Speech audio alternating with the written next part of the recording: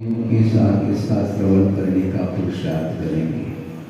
मैं इसलिए कह रहा हूँ कि संसारी प्राणी का जो मन है, जो उपयोग है, वह बहुत चंचल हुआ करता है। चाहे वह श्रवण का हो, चाहे वह श्रावक का हो, चंचल है। इसलिए उसको एकाग्र बनाने के लिए आगमकारों ने उपदेश दिया है। और मन को जब एकाग्र बनाया जाता है, उसी का नाम ध्यान होता है। क्योंकि उपयोग अन्यत्र चला जाता है, तो जिस चीज़ को हम हासिल करना चाहते हैं उससे वंचित हो जाते हैं। क्योंकि उपयोग जो होता है वह संवेदन के रूप में सामने आता है। समझने के लिए पहले भी हमने कहा था कि संवेदन जो होता है वह पर का नहीं हुआ करता, स्व का ही संवेदन होता है। और साथ साथ वह वर्तमान का संवेदन होता है। जैसे आपने कल भोजन में क्या लिया था, वह विषय स्मरण का विषय बन सकता है, किंतु संवेदन वर्तमान में हो रहा है। वर्तमान में संवेदन नहीं हो सकता। अच्छी से अच्छी मिठाई का भी सेवन आपने मान लो 2-4-8 दिन पहले भी किया हो, तो ही वह स्मृति का विषय बन सकता है, किंतु संवेदन आपको नहीं हो सकता।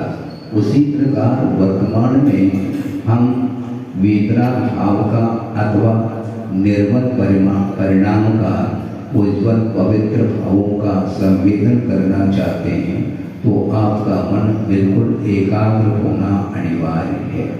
इसलिए मैंने पहले ही भूमिका बना ली, क्योंकि बहुत जल्दी मन अन्यत्र चला जाता है, आपको ज्ञान तक नहीं होता। ऐसा कि जैसा बिल्कुल ही स्वाभाविक रूप से उसकी परिणति बनती है। बुद्धिपूर्वक ही परिणाम होता है वस्तु का, और अबुद्धिपूर्वक भी उसका परिणाम होता रहता है। किंतु अबुद्धिपूर्वक जो चेष्टाएं हैं उनको हम सर्वोत्तम रोक नहीं पाएंगे, किंतु बुद्धिपूर्वक जो चेष्टाएं होती हैं उनको रोकने का हमें हरदम पुरुषार्थ करना चाहिए।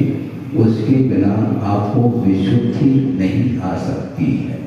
विशुद्धि घटती कब है, क्यों घटती है, बढ़ती है तो क्यों बढ़ती है, इसका विशेष रूप से आपको ध्यान देने की आवश्यकता है। इसलिए आपके सामने यह रत्न करंडक साहबाचार रखा है। करंड बोलते हैं पिटारा, है बहुमूल्य वस्तु है, जिसको मंजिष्ठा भी बोलते हैं, संदूक भी बोलते हैं।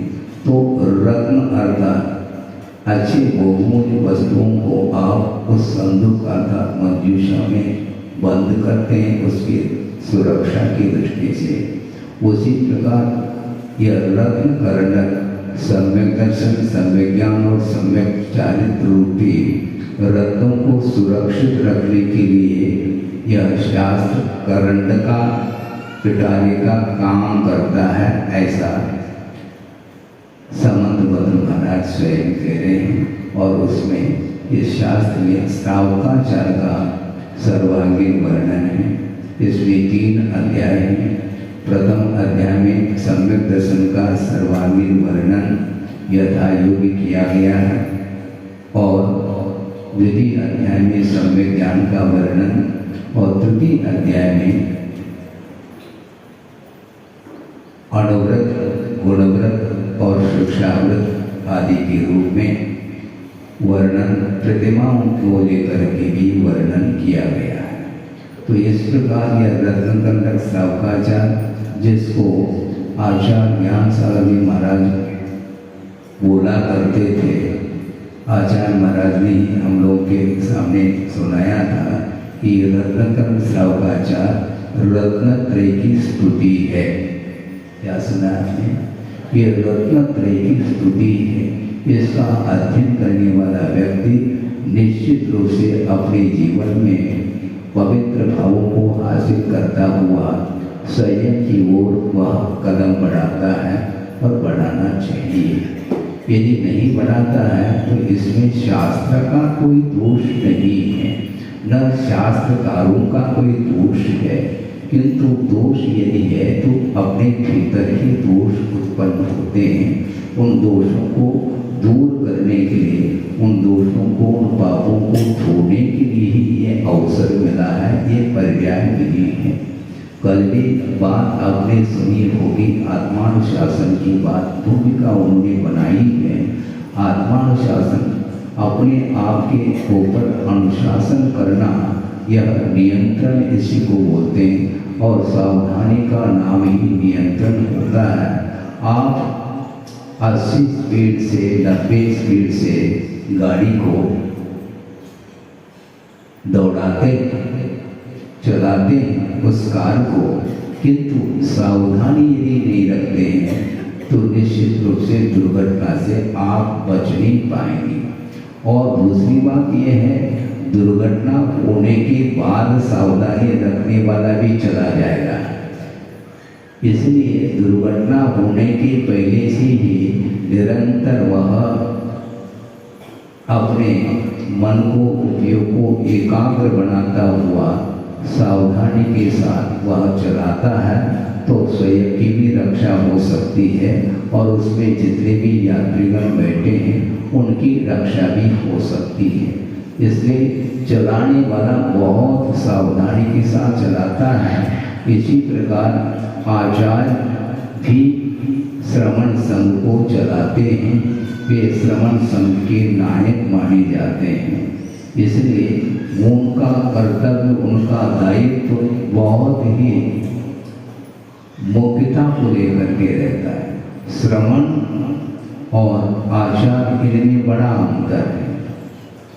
श्रवण चल रहा होता है, किंतु आचार चलते ही हैं और साथ साथ जो चलना चाहता है उनको चलाते हैं, जो नहीं चलना चाहता वो ध्यान नहीं देते। जो चलना चाहता है तो उसको निश्चित रूप से आगम के अनुरूप उसको प्रेरित करते हुए, प्रोत्साहित करते हुए वात्सल्य के साथ वो आचरण कराते रहते हैं। किंतु कोई नहीं चलना चाहता तो उसके प्रति उनका कोई भी आग्रह नहीं रखता, आग्रह नहीं रहता, क्योंकि आगम में आग्रह के लिए निषेध किया गया है, अनुग्रह करने के लिए बात कही गई है। इसलिए चाहे वह श्रावक हो चाहे श्रवण हो, गुरुदेव आग्रह नहीं करते किंतु अनुग्रह जरूर करते हैं। किंतु जो चाहता है उसी के ऊपर अनुग्रह किया जा सकता है, और जो नहीं चाहता है उसके ऊपर अनुग्रह भी संभव नहीं। अनुग्रह का भाव रख सकते हैं किंतु उसके लिए कुछ कहा नहीं जा सकता, क्योंकि उपदेश सुनाया जाता है उस व्यक्ति के लिए जो सुनना पसंद करता है, और मात्र सुनना ही पसंद नहीं करता, सुन करके वह भक्ति के साथ, आदर के साथ, विनय के साथ, बहुमान के साथ वह उसको, उस उपदेश को आत्मसात करने के लिए वह तत्पर हो जाता है।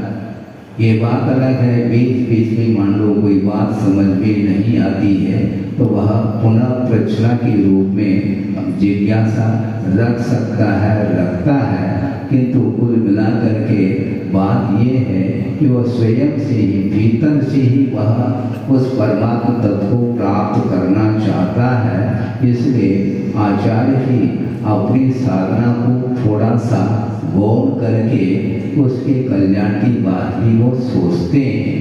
षटखंडागम की वाचना चल रही थी और भोला ग्रंथ में एक प्रसंग आया था, वह आपके सामने रख रहा हूँ। प्रासंगिक है कि शिष्य पहुंचा है गुरु के पास, किंतु गुरु मौन है। गुरु मौन है तो शिष्य भी बोलने का साहस नहीं कर पा रहा है। 2-5 मिनट वह बैठ जाता है और धीरे से विनय के साथ गुरु के चरणों में निवेदन करता है कि महाराज आप बोलते नहीं हमसे,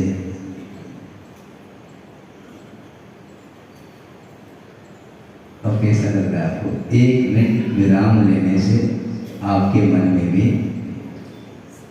विकल्प उत्पन्न होते हैं कि आखिर महाराज क्यों नहीं बोल रहे। तो बोला तब जाता है क्योंकि बोलने का अर्थ गुप्ती से बाहर आना होता है, और गुप्ती का अर्थ ध्यान होता है, और गुप्ती के माध्यम से असंख्यात पूरी निर्जरा और साथ साथ संवर्गी हुआ करता है, और पाप कर्म के क्षय के लिए वह प्रधान कारण माना जाता है वह ध्यान अथवा गुप्ती। इसलिए उस गुप्ती से बाहर वो क्यों आएंगे? आप कुछ चाहते हैं, कुछ प्राप्त करना चाहते हैं, तो वो गुप्ती से बाहर आ सकते हैं और आते हैं, क्योंकि आत्म कार्य को छोड़ करके अन्य जितने भी कार्य हैं ये संभव है वह धर्मानुराग के रूप में ही कार्य हो सकते हैं, होते हैं, किंतु मोक्ष मार्ग में चाहे वह श्रवण हो चाहे वह अनुवृत्ति आदि हो, वे कभी भी असत प्रवृत्ति नहीं करते। भूमिका के अनुरूप करना अलग वस्तु, उस विषय को हम मुख्यता नहीं देते, किंतु मुख्य रूप से श्रवण को सामने रखते हुए ये विषय रखा जा रहा है कि वह श्रवण कभी भी अपने जीवन में स्वप्न में भी असत प्रवृत्ति का भाव नहीं रखता, किंतु सत प्रवृत्ति का भाव रखता है, रखना चाहिए, क्योंकि शुभोपयोगात्मक जो प्रवृत्ति है उस प्रवृत्ति के माध्यम से ही हम ध्यान तक अपने आप को ले जा सकते हैं। इसलिए दृष्टि में ध्यान को रखते हुए कुछ आवश्यकता रहती है उस ध्यान तक पहुंचने के लिए। उन साधनों का आलम्बन लेने की अपेक्षा से वह मन वचन काय की चेष्टा को शुभात्मक रखता हुआ वह गुरु के सामने कुछ निवेदन कर सकता है, करता है। इस उद्देश्य को लेकर के ही गुरुदेव ही अपनी साधना को थोड़ा सा गौण करके उतने क्षण के लिए उस मार्ग को प्रशस्त करने की अपेक्षा से वो भी चेष्टा करते हैं। चेष्टा करना अनिवार्य नहीं है, बार बार गुरुदेव का ये कहना है चेष्टा को रोकने का निरंतर प्रयास करना चाहिए। अत्यावश्यक हो तो चेष्टा करके तुरंत उन प्रवृत्तियों से अपने मुख को मोड़ने का पुरुषार्थ करो, ये कहा गया, क्योंकि निरंतर अपना उपयोग बाहर ही चला जाता है तो भीतर आने के लिए उसको पूरी जिंदगी भर भी प्रयास कर ले तो भी भीतर वह प्रवेश अपने आप को नहीं करा सकता। इसलिए अंतर्दृष्टि बहुत कठिन कार्य है। बहिर्दृष्टि का अर्थ निरंतर बाहर ही रहता है। किसी ने कहा किसी व्यक्ति के लिए आपके पिताजी हैं क्या? नहीं, वो बाहर गए हैं। अच्छी बात है। वो अंदर कब रहते थे? बाहर गए का अर्थ क्या? मतलब अपने घर में रहने का नाम वो अंदर बोल रहा है, और घर से जब बाहर चला जाता है तो वो बोल रहा है कि बाहर गए हैं, किंतु घर में जो रह रहा है वह भी बाहर ही है, ये ध्यान रखो। व्यवहार में कहने में आता है कि हमारे पिताजी अभी बाहर गए हैं। कहाँ गए हैं? बाजार भी जा सकते हैं और कहीं अन्यत्र का देश को छोड़ करके भी जा सकते हैं, किस कार्य हेतु। तो इस प्रकार ये चेष्टाएं आप वो करते हैं तो हमेशा आपका जो आत्म तत्व है वो अपने आप में रहता नहीं, हमेशा बाहर ही रहता है, क्योंकि आप व्यापारी हैं, है क्या नहीं? व्यापारी हैं और दुकान को छोड़ करके आए ना महाराज इतने क्षण के लिए, तो ये ध्यान रखो किसी न किसी व्यक्ति को आपने बैठा करके यहाँ पर आए हो। इससे स्पष्ट है बाहरी वस्तुओं से आपका संबंध एक क्षण के लिए भी टूट नहीं सकता। और आप बोलते हैं कि महाराज हमारा उपयोग लग नहीं रहा है, ऐसा कोई भी उपाय बताओ। उपाय कैसे बताया जाए? जो हाथ में ले रखा है, जो वस्तु ले रखी है, उसको आप छोड़ना नहीं चाहते और बिना छोड़े ही कुछ उपाय के बारे में आप कहते हैं, तो कैसे उपाय बताएंगे? तो उस शरखंड आगम में जो प्रसंग था, उस प्रसंग को लेकर के आचार्य महाराज जी बहुत गंभीर हुए थे कि देखो आचार्यों की कितनी कृपा है, कितना उपकार है। उस बहुमूल्य समय को छोड़ करके, जिस समय में असंख्यात गुणी निर्जरा ही नहीं, जिस ध्यान के माध्यम से संपूर्ण कर्मों का क्षय किया जा सकता है, करते हैं, उस स्वर्ण अवसर को छोड़ करके शिष्य के प्रति उनकी दृष्टि जाती है। क्यों जाती है? कल्याण करने की दृष्टि से ही वह बाहर आते हैं और कोई भी उनका प्रयोजन नहीं रहता है। इसको बोलते हैं सत्प्रवृत्ति करने के पीछे भी प्रयोजन होना चाहिए। और इस प्रयोजन यदि हम अपनी मनोवचन काय की चेष्टा को हमेशा बाहरी कार्यों में लगाए रखते हैं, तो उसके माध्यम से कोई भी बेनिफिट नहीं, कोई लाभ नहीं है, बल्कि लाभ के स्थान पर प्रत्युत हमारी हानि ही हानि उठानी पड़ती है। इसलिए रत्नकन श्रावकाचार्य यहाँ पर मंगलाचरण कर रहे हैं, तो मैं ये कह रहा था कि रत्नत्रय को सुरक्षित रखना चाहो तो यह शास्त्र करंडक अर्थात पेटी का काम करता है, और इसमें श्रावकाचार का वर्णन इन्होंने किया है। वस्तुतः वर्तमान में अन्यथा न ले तो मैं कह दूं कि श्रावकाचार का स्वाध्याय कम किया जा रहा है और समय सार का स्वाध्याय ज्यादा हो रहा है, ऐसा मुझे लगता है। क्योंकि समय सार तो बिल्कुल ये तो श्रावकाचार है, समय सार तो एक अद्भुत कृति है, कृति तो है, लेकिन कुंद स्वामी ने जिस कृति को लिखा है उसको किस पात्र को उद्देश्य में रख करके लिखा है, इस पर भी आपको विचार कर लेना चाहिए। आद्योपांत जो समयसार ग्रंथ है वह एकमात्र श्रवण को ही सामने दृष्टि में रख करके उस पात्र की अपेक्षा से उन्होंने विभिन्न गाथाओं के माध्यम से परमात्मा तत्व को वहाँ तक पहुँचाने के लिए उन्होंने श्रवण के लिए उपदेश दिया है। पात्र भिन्न भिन्न हुआ करते हैं। हम ये पूछना चाहते हैं आपके लिए कि पहली कक्षा का कोई छात्र है, उसके हाथ में किताब दी जाती है, कौन सी? पहली कक्षा की किताब दी जाएगी क्या? यमी की। यमी में जो प्रवेश कर चुका है छात्र, वह बड़े बड़े शास्त्र या किताब सामने रखता है और अध्ययन करता है, ये बड़ा छात्र बना जाता है, पहुंचा हुआ छात्र है। तो वो ये किताब पहली कक्षा वाले को क्यों नहीं देते? आप लोग देते नहीं देते? तो यहाँ पर रत्नकर्ण श्रावकाचार्य के अनुरूप इसका कोई आचरण है ही नहीं, और वह समयसार को खोल करके वहाँ पर जो भी वर्णन दिया जा रहा है उसको अपने साथ घटित करने का प्रयास करता है, तो निश्चित रूप से वह भटक जाएगा, क्योंकि सिलेबस के अनुरूप ही अध्ययन हुआ करता है, कक्षा के अनुरूप ही अध्ययन हुआ करता है। तो आप किस कक्षा के छात्र हैं? समयसार के योग्य छात्र हैं।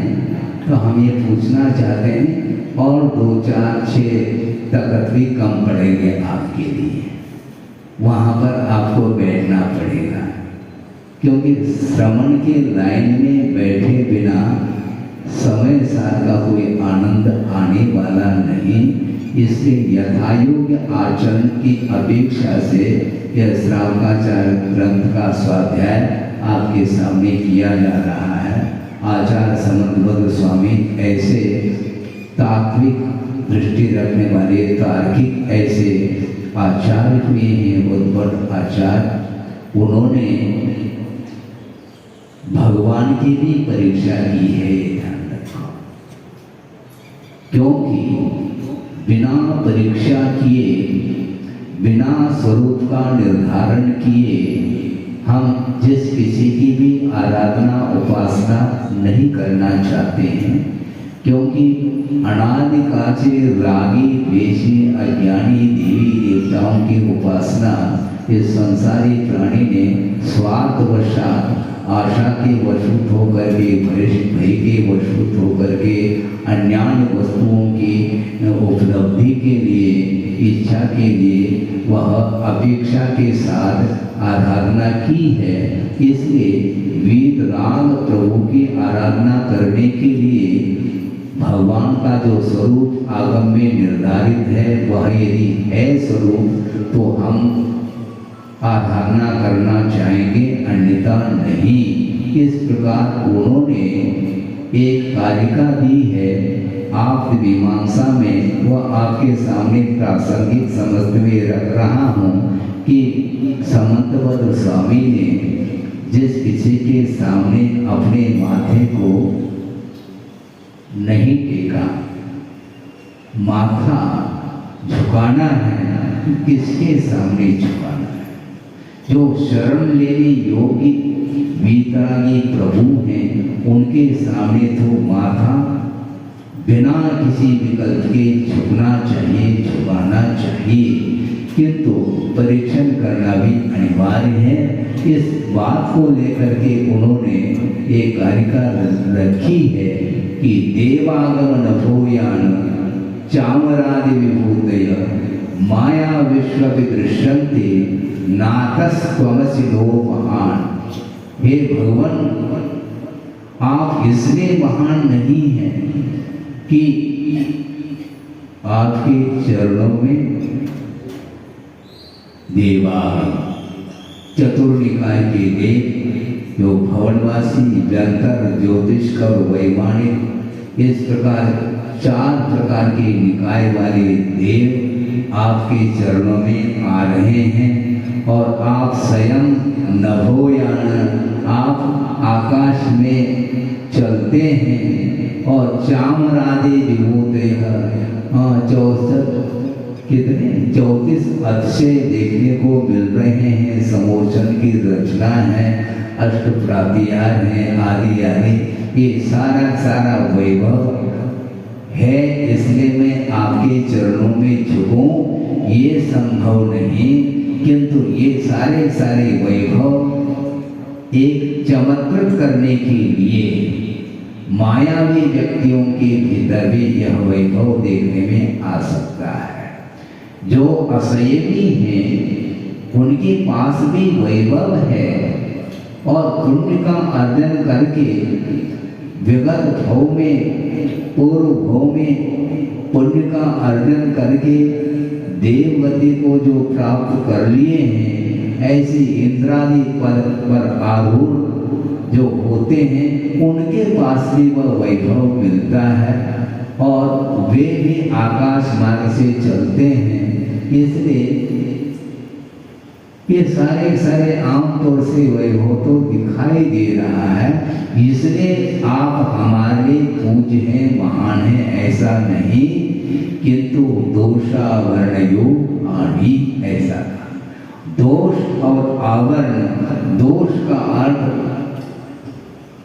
काम, क्रोध, मद इत्यादि जो कालुष भाव हैं, इन कालुष भावों के लिए कारणभूत जो मोहनी कर्म है, उस मोहनी कर्म का आपके अंदर अभाव देखने में आ रहा है।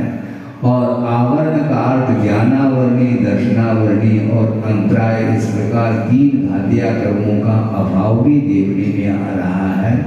अर्थ यह है 4 प्रकार के घातिया कर्मों से आप ऊपर उठ चुके हैं। आप वीतरागी हैं। आप किसी भी रागी द्वेषी से प्रभावित नहीं होते, इसलिए आपके चरणों में मैं झुक रहा हूँ, आपकी वंदना कर रहा हूँ, आपकी आराधना कर रहा हूँ। इस प्रकार आचार्य सौनकभद्र महाराज ने कहा है। उसी बात को लेकर के सामने मंगलाचरण किया गया है। नमः श्री वर्धमानाय। वर्धमान स्वामी के लिए मेरा नमस्कार हो।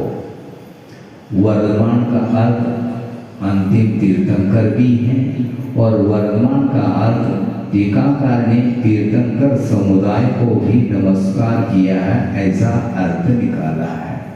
क्योंकि वर्धमान का अर्थ क्या है इसको समझना है और उसके पीछे श्री शब्द का भी प्रयोग किया है।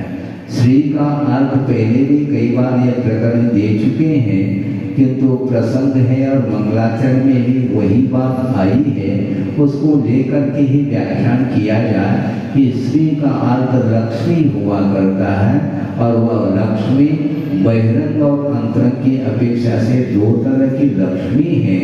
तो बहिरंग लक्ष्मी तो समोषण आदि जो वैभव है वह बहिरंग लक्ष्मी की कोटि में है। और अनंत चतुष्टय का अर्थ अनंत ज्ञान, अनंत दर्शन, अनंत सुख और अनंत वीर का अर्थ अनंत शक्ति। इनके धारक जो होते हैं वे अंतरंग लक्ष्मी की धारक माने जाते हैं। इस प्रकार वे तीर्थंकर बहिरंग और अंतरंग लक्ष्मी से युक्त हैं। और वर्धमान का अर्थ भी खोला है, जिनका ज्ञान वृद्धिगत है, अच्छे को लेकर के है। अच्छे ये है समझने के लिए, एक सूर्य उदित होता है आसमान में और मान लो आसमान में घटाएं नहीं है, ठीक है, वह निरंतर आकाश में वह सूर्य उदित हुआ है और वह जगत को प्रकाशित कर रहा है। प्रत्येक वस्तु को प्रकाशित करने की क्षमता रखता है वह सूर्य अपने किरणों के द्वारा। किंतु उस सूर्य के द्वारा प्रकाशित इस जगत को देखने के लिए आंखें भी चाहिए छद्मस्त अवस्था में, और आपके पास नेत्रेंद्रिय हैं। उन नेत्रेंद्रियों के माध्यम से, उस चक्षु के माध्यम से, चर्म चक्षु के माध्यम से आप वस्तु का अवलोकन करते हैं। पूरा का पूरा अवलोकन होता है? बोलो। आंख में मेजने पर, आंख बंद करने पर किसी भी वस्तु का हम अवलोकन नहीं कर पाएंगे, ये ठीक है। और आंख खोल दिया किंतु रात में अवलोकन नहीं किया जा सकता आप लोगों की अपेक्षा। कुछ निशाचर हैं वह करने पर अलग वस्तु आपको मुख्यता देते हुए ये विषय दिया जा रहा है कि रात में आप आंख खोल करके भी रखो तो भी वस्तु दिखाई नहीं पड़ती, और प्रकाश में आंख बंद करेंगे तो भी वस्तु दिखाई नहीं पड़ती। आंख खोलने के उपरांत वस्तु देखने में आती है। मैं पूछ रहा हूं, इसमें रहस्य ये ध्यान रखो। ये क्या है? पेन है। ये बाहर जो कुछ भी देखने में आ रहा है वही पेन है, उसके अंदर जो शाही है वह देखने में आ रही है। तो आपके आंख क्या काम कर रहे हैं हमें बताओ। आपके आंखों में क्या क्षमता है हमें बताओ। आपका मुख मेरी ओर है, ठीक है ना? तो आपकी पीठ के पीछे कौन बैठा है? बिना गर्दन घुमाए अब बताने का प्रयास करेंगे? बता सकते हैं? नहीं। तो अपने छद्मस्त अवस्था में जो ज्ञान की परिणति है वह इतनी मतलब स्थूलता है उसके अंदर, वह बारीकी से सर्वांगीण किसी भी वस्तु का अवलोकन अथवा ज्ञान नहीं कर सकता। इसीलिए ये कहा जा रहा है कि आपका भगवान ज्ञान जो है वह हम और आप जैसे नहीं, किंतु बिना किसी का आलम्बन लिए। भगवान को केवल ज्ञान हुआ है, उनके शरीर में इंद्रियां हैं क्या नहीं? क्या चली गई? यथावत शरीर में इंद्रियों की जो रचना हो चुकी है पहले जन्म के समय पर, वो सारी इंद्रियां यथावत हैं, किंतु उनका उपयोग लिया नहीं जा रहा है। उनमें क्षमता नहीं है पदार्थ के अवलोकन करने की, ऐसा नहीं, किंतु क्षमता होते हुए भी वो द्रव्येंद्रिय है, किंतु भावेंद्रिय भी आवश्यक है, किंतु भावेंद्रिय का अभाव हो चुका। अर्थात क्षायोक्षर जो ज्ञान था छद्मस्त अवस्था में, वो केवल ज्ञान होने के उपरांत छद्मस्त अवस्था का ज्ञान वह क्षाय ज्ञान के रूप में परिवर्तित हो जाता है। इसलिए वह क्षाय ज्ञान ऐसा एक विशिष्ट ज्ञान माना जाता है। उस ज्ञान के माध्यम से बिना इंद्रिय और मन का आलम्बन लिए एक साथ वस्तु, चाहे वह चेतनात्मक हो, चाहे मूर्तात्मक हो, उन समस्त वस्तुओं के पर्यायों के साथ, अतीत, अनागत और वर्तमान पर्याय के साथ एक समय में जानने की क्षमता रखने वाला वह ज्ञान क्षाय ज्ञान केवल ज्ञान माना जाता है।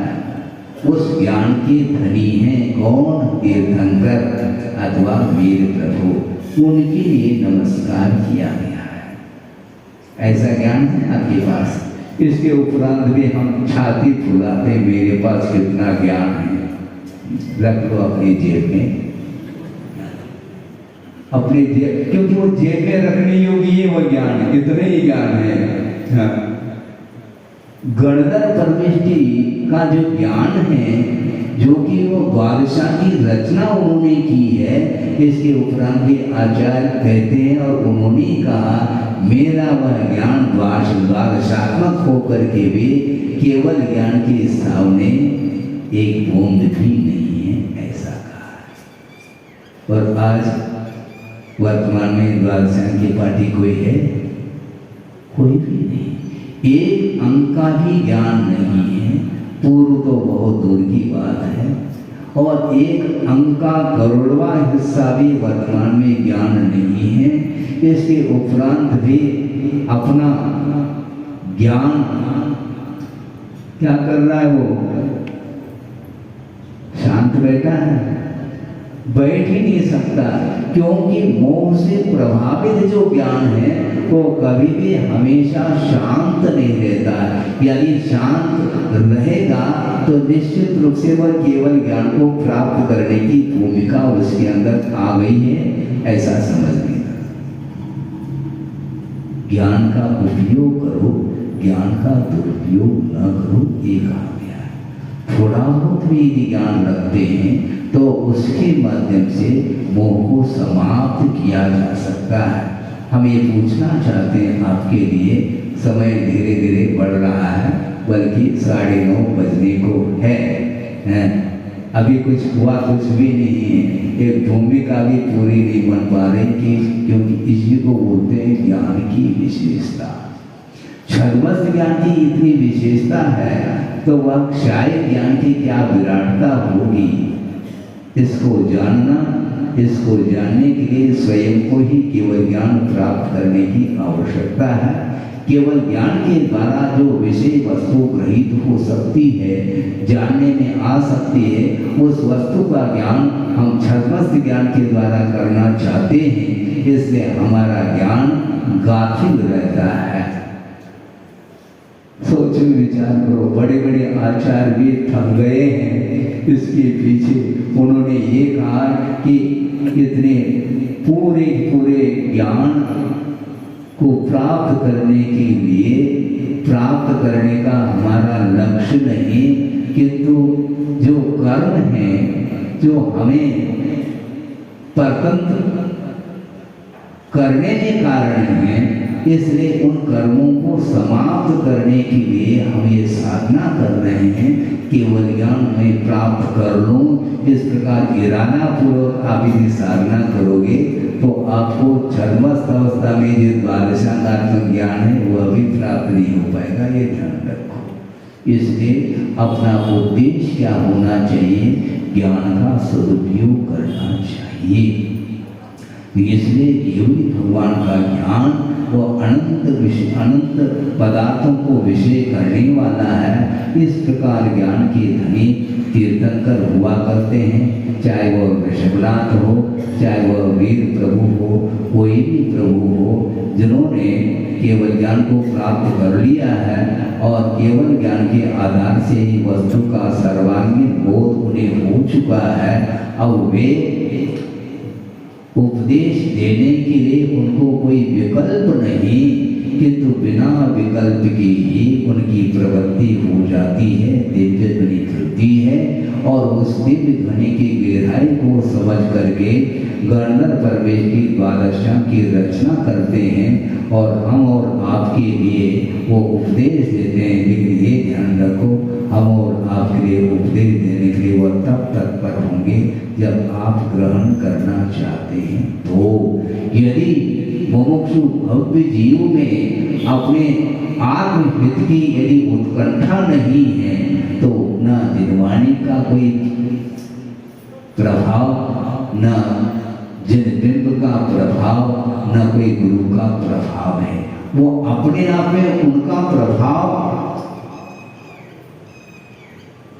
उसका वर्णन नहीं कर सकते हैं, किंतु उसका जो प्रभाव है वह संसारी प्राणी के ऊपर तब पड़ सकता है जब वह प्राप्त करना चाहता है, तो अन्यथा नहीं।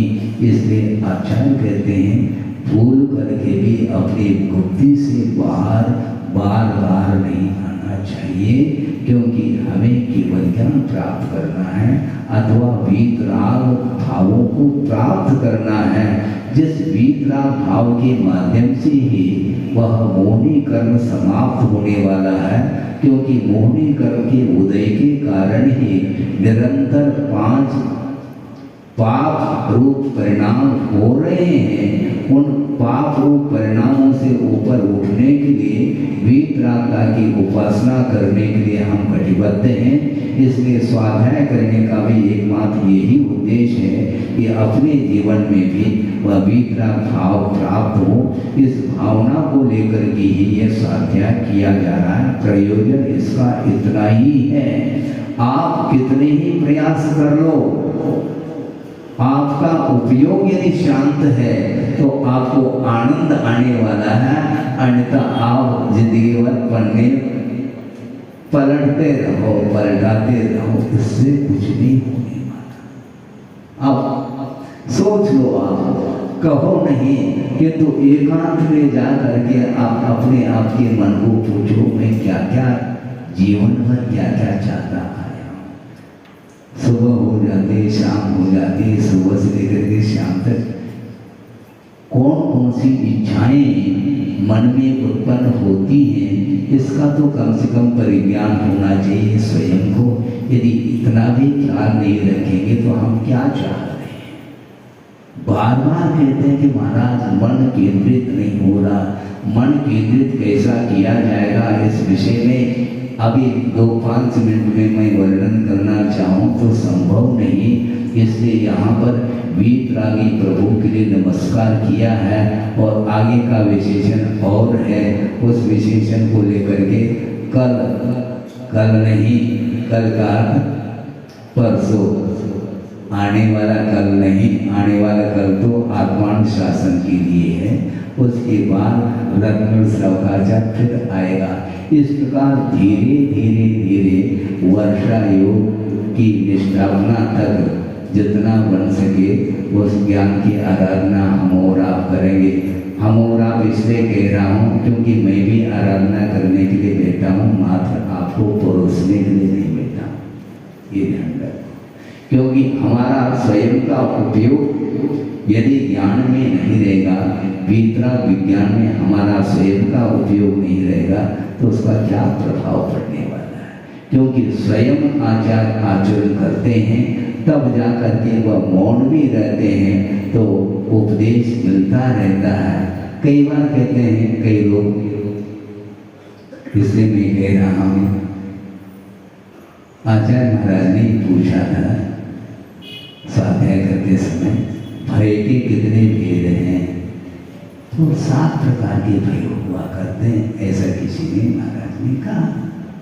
एक महाराज को और पूछा गया, तुम बताओ कितने भय होते हैं? तुम्हारा 7 ने 8, हाँ 8वां भय कौन सा है? तो महाराज ने कहा कि 8वां भय महाराज आपको देख करके। तब उन्होंने कहा कि मुझे देख करके निर्भयता का अनुभव करना चाहिए, तुम्हें डरते क्यों? विनय करो, आदर करो, भक्ति करो, बहुमान रखो, ये तो फिर भी ठीक है। गुरु को देख करके डरते क्यों? इसलिए डरता है कहीं मेरे दोष गुरु की दृष्टि में न आए। ये भीतर देना विकल्प सता रहा है, इसलिए वह डरता है। आचार्य कहते हैं इस प्रकार डरने से काम नहीं चलेगा। चाहे मैं सामने बैठूं अथवा न बैठूं, जैसा आगम ने कहा है, जैसे गुरुओं की आज्ञा है, आदेश है अथवा संकेत है, उसके अनुरूप आप दुनिया के किसी भी कोने में रह करके आज्ञा का पालन करते रहोगे, तुम्हें भय नहीं सता सकता, ये उनका कहना। भय डरते क्यों? सामने तो डरता है छात्र, क्यों? टीचर बैठा है, हाँ कहीं क्या कहीं पिटाई न हो जाए हमारी। तो पिटाई क्यों होती है? गलती करेंगे तो पिटाई होगी, गलती भी नहीं करेंगे तो पिटाई कैसे होगी? मिठाई मिलेगी, लेकिन हम गलती भी करते चले जाते हैं और मिठाई की प्रतीक्षा करते हैं, और मिठाई नहीं देते तो कुछ और हो जाते हैं। महाराज हमारी तरफ देख नहीं रहे, महाराज हमें देख करके मुस्कान नहीं दे रहे, हमसे बात नहीं कर रहे, आप अपेक्षा क्यों रख रहे हो? जैसा कहा है उसके अनुरूप चलने का पुरुषार्थ करो, न मोटिवेट करने की आवश्यकता है, न और किसी कोई भी आवश्यकता नहीं पड़ेगी, क्योंकि जो निरंतर सावधान होकर के अपने व्रतों का पालन करता है, उसके भीतर वह परिणाम निर्मल पवित्र परिणाम निरंतर उत्पन्न होते रहते हैं। इसलिए उसको किसी भी प्रकार से बाह्य वस्तुओं की आशा नहीं रह सकती है। बाहरी वस्तुओं की आकांक्षा जिसके अंदर है, उसके अंदर निश्चित रूप से वह मोह पल रहा है, उसके कारण ही वह वीतराग प्रभु की, वीतराग शास्त्र की और वीतराग गुरु की आराधना नहीं कर पा रहा है। इसलिए सच्चे गुरु शास्त्र की आराधना करने के लिए हमें तत्पर होना चाहिए, जिसके माध्यम से अपने द्वारा लिया हुआ जो चारित्र है वह और उज्जवल होता रहे। इस पवित्र भावना के साथ अहिंसा परमो धर्म, बोधि समाधि परिणाम शुद्धि स्वात्मोपलब्धि